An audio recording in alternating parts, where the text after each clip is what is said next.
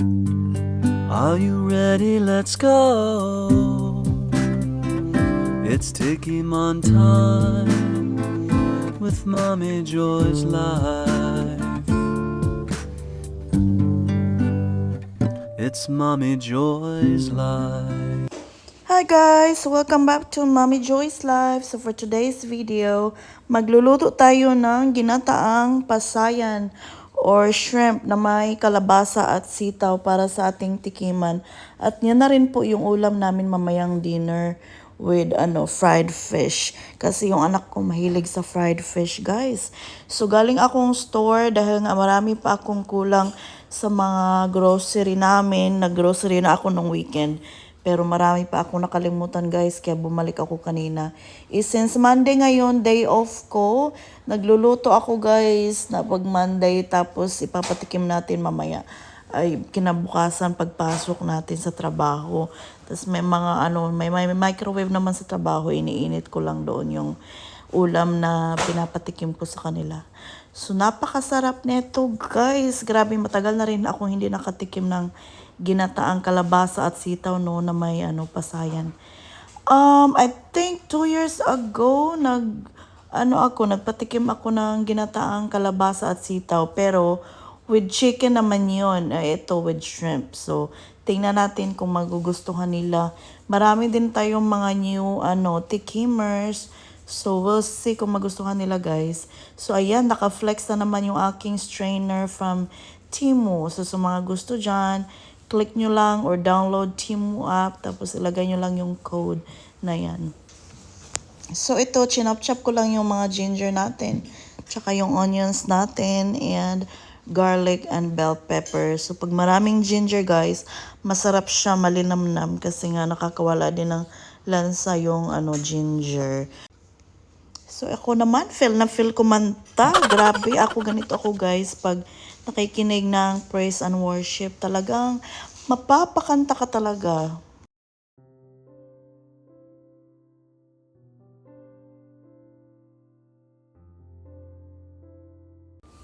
Eto, nililinis ko na rin yung isda natin para i-fry ko na lang siya mamaya.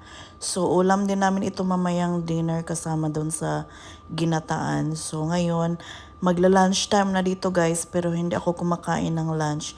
Yung mga bata lang mamaya yung lulutuan ko ng lunch.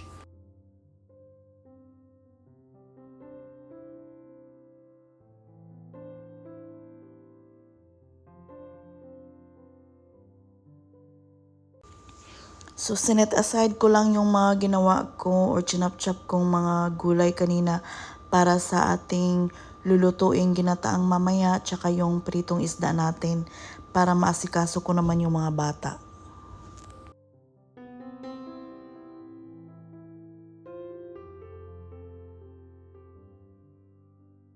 At syempre, habang kumakain yung mga bata, syempre mga magulang no, multitasking tayo. So, kailangan maglinis-linis muna kung ano yung magagawa or kung ano yung mga mahahanap natin na gawain sa bahay, ginagawa ng mga magulang or ng mga nanay. Kasi nga, dakilang nanay tayo, di ba? Ito naman pangatlong anak ko. Ito, So, naghahanap din ng attention. So, grabe na ito, guys. Maraming energy itong aso namin. So, pag hindi mo siya binigyan ng attention, kung ano-anong pinanggagawa, minsan tumatalon dyan sa sa couch para lang mapansin mo siya. O kaya ginangat-ngat yung yung paa mo para papansin mo siya. Grabe yung na yan, aso na yan, mga matatalino yung mga aso ngayon.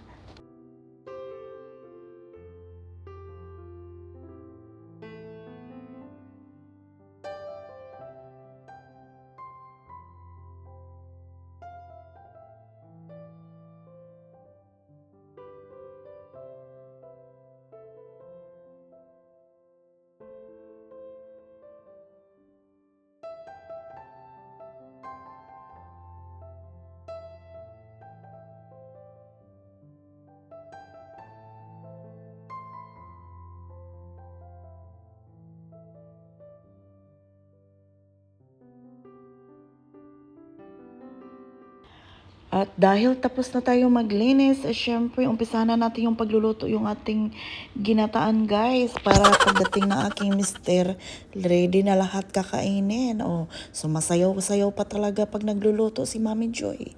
Kayo ba, sumasayaw ba kayo pag nagluluto or gumagawa ng gawaing bahay? Syempre, samahan natin ng sayaw para hindi maboring ang buhay.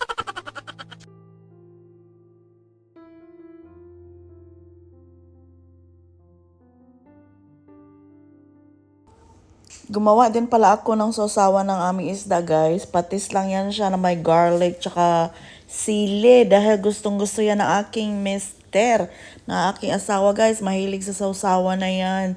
Dapat maanghang din. O itong niluluto ko, nangangamoy-ngamoy na.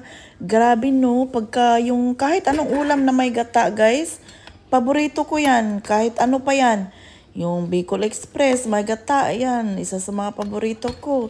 Tapos ito talaga, napakasustansya. Tsaka yung ano din, ano pang may gata? Laing. Oh, isa din yan sa mga paborito ko. Ano pa bang mga ulam sa atin, guys, na may mga gata? Tapos yan nga, habang inaano natin, niluluhit natin yung ating ulam. Ito naman, magjujuicing naman tayo, guys. So, grabe na ito. Nakakapagod. Pero, laban mga nanay. So, ang ginagamit kong pagjujuicing dito, guys, is pineapples, carrots, oranges, ginger, tsaka turmeric. So, ang tawag niyan ay turmeric shot. Nilalagyan ko ng ginger tsaka turmeric kasi nga maano yan sa katawan. Nakakatulong sa digestion nyo or sa digestion ko. Kasi nga, tumatanda na ako, guys, no? Yung metabolism ko naman, nako, grabe, humihina na. So, kailangan ko mag-juicing, guys, para naman daily ako nagbabawas or pumupunta sa CR ba para ilagay, i-deposit doon lahat. Kasi hindi ako nakakapag-deposit, uy, araw-araw dahil nga tumatanda yung metabolism, mahina na. So, ang dami kong nagawa, guys, mga siguro 3 bote. So, ililipat natin sa juicing bottles, ganyan, para isi-save natin sa refrigerator. Oh, tingnan natin yung luto natin. Wow, tapos na. Grabe, sarap. Malasa. Tinikman ko na rin siya, no? Excited na akong kumain mamaya. Tsaka excited na rin akong ipapatikim yan sa ating mga tikimers. Oh, ito namang namin, bunso namin, nagaano na naman, nangihingi na naman ng atensyon. So, kailangan talaga yan siya, guys, na nilalaro kasi marami silang energy. Tapos, ito naman, after ng ating ginataan tsaka juicing, prito-prito na naman tayo. Malapit na uuwi ang aking mister at kami ay kakain na. At nagutom na rin ako, no?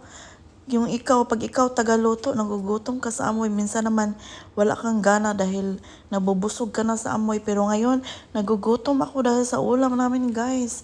O, dumating na nga si mister. O, yung mister ko galing trabaho, pagod na yan. Excited na rin yan kumain. O, laplapan muna.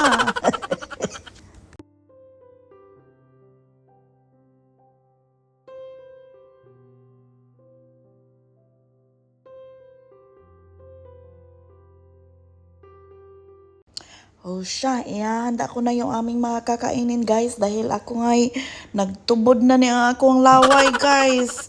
At excited na rin yan si Mr. kumain, guys, dahil wala din niyang kain sa trabaho. Yung snack-snack lang yung mga kinakain niya.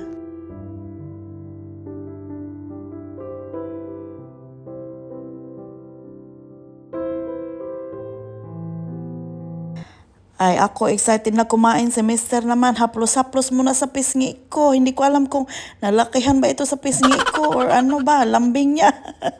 O kayo, kumain din kayo dyan. Kasi alam ko nagutom rin kayo. Ano ba mga ulam niyo dyan sa Pilipinas? Syempre, madaming masasarap na ulam sa Pilipinas. Pagkatamad ka magluto, di lumabas ka lang. Bumili sa karinderya. Or kumain doon sa SM, sa Mega Mall. Aba, social. Marami talagang, choices o pagpipilian sa Pilipinas kung saan kakain. Lalo na yung Jollibee, guys. Na-miss ko na yung Jollibee din. Ano ba yung pinag-iisip ko? Kumain na nga ngayon. Jollibee naman yung nasa isip. Paano, guys, 4 hours away pa yung Jollibee namin dito. Ang pinakamalapit na Jollibee sa amin is Florida. O siya, hala guys, iwanan ko muna kayo ha, at kami mag-concentrate muna sa kain. So thank you guys for watching. Don't forget to hit likes and subscribe sa mga hindi pa nakapag-subscribe para naman updated kayo sa ating mga tikiman vlog. So abangan nyo yung ating mga tikiman guys, yung ating tikiman mamaya or bukas pala. Ginataang kalabasa at sitaw na may pasayan. Abangan nyo yan. So marami tayong mga bagong tikimers. So thank you guys for watching. God bless everyone.